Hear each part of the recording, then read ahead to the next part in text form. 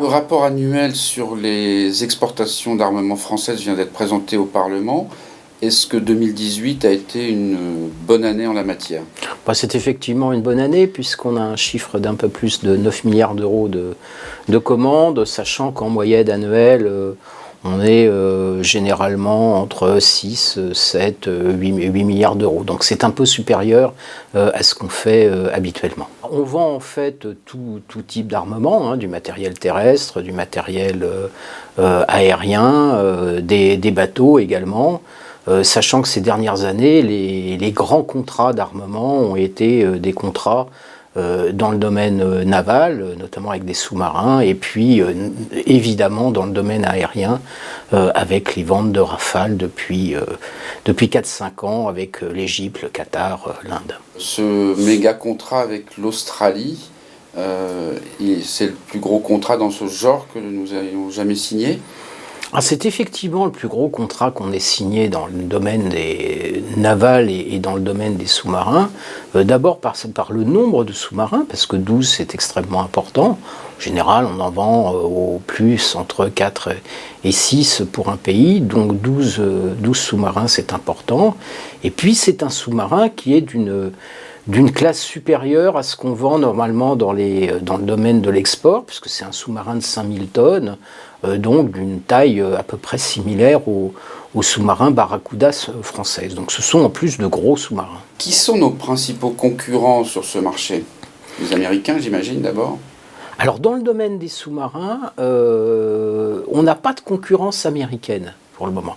On n'a pas de concurrence américaine parce que les Américains ne fabriquent que du sous-marin à propulsion nucléaire.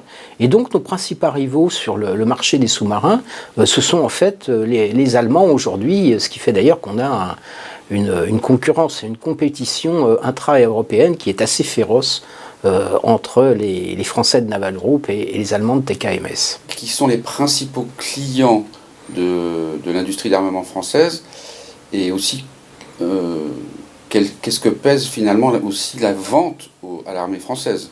Est-ce qu'on vend plus d'armement à la France finalement qu'à l'étranger?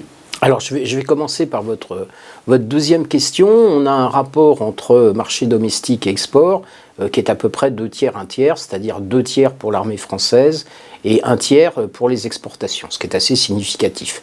Ensuite, ce qu'on vend, donc on vend du sous-marin, on vend des avions de combat, et puis on vend également du matériel électronique. Nos principaux clients, c'est d'abord les pays du Golfe, qui représentent un peu en moyenne, en général, 50% des exportations. De plus en plus, on vend vers l'Asie, puisqu'on a une augmentation des dépenses d'armement en Asie. Et puis, on a le marché européen qui représente à peu près 20% de nos exportations. Les exportations d'armement de la France vers l'Arabie saoudite, c'est à la fois significatif, puisque ça représente en général un petit peu moins de 15% de nos exportations d'armement, et en même temps, c'est pas notre plus gros client. Notre plus gros client, à l'heure actuelle, c'est plutôt l'Inde ou l'Égypte. Bon, la question, c'est qu'aujourd'hui, il y a une guerre au Yémen, et le problème, c'est qu'il y a des accusations selon lesquelles les Saoudiens utiliseraient leurs armes pas uniquement contre des militaires, mais également contre des civils. Ce qui fait qu'il y a effectivement une campagne des ONG qui est assez forte pour qu'il y ait un embargo sur les exportations d'armes vers l'Arabie saoudite, vers les Émirats arabes unis également.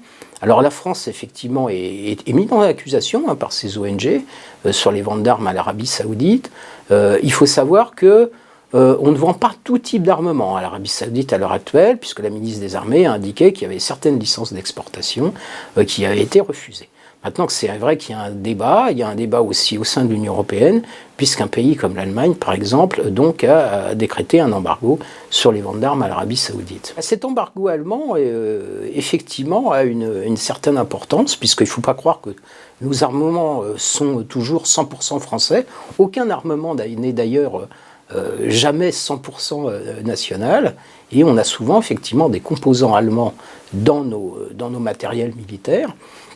Et donc on a des interdictions d'exportation de la part des Allemands sur avec leurs composants, ce qui fait qu'on est obligé parfois d'essayer de trouver des composants d'un autre pays pour pouvoir fournir l'Arabie Saoudite. Ça pose également un autre problème avec l'Allemagne, c'est qu'aujourd'hui on a 2 grands programmes en coopération qui sont lancés, qui sont le futur avion de combat, franco-allemand, et puis le futur char de combat franco-allemand.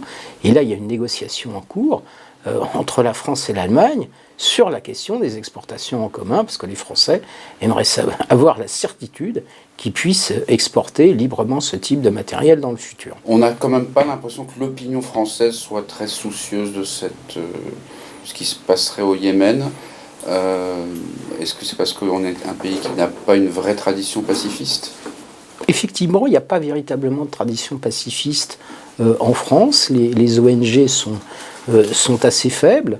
Je me souviens, il y a 30 ans, quand il y avait eu la crise des euromissiles, les manifestations en France contre les euromissiles de l'OTAN, les euromissiles américains, il y avait très peu de personnes qui manifestaient, ce qui n'est pas le cas en Allemagne, qui a une tradition pacifiste sur ces questions d'armement, d'une part du fait de la Seconde Guerre mondiale, donc culturellement il est évident que la guerre pour eux c'est quelque chose qu'il faut absolument éviter. Ce qui est sûr, c'est qu'en France on a quand même 200 000 emplois dans l'industrie de défense. C'est une des industries dont la balance commerciale est positive. Donc avec le secteur aéronautique, c'est un des rares secteurs dont la balance commerciale est positive. Et donc c'est effectivement un des secteurs d'excellence au niveau industriel. Donc à une époque où le mot d'ordre c'est la réindustrialisation de la France, il est évident que on n'a pas envie de désindustrialiser dans le domaine de l'armement.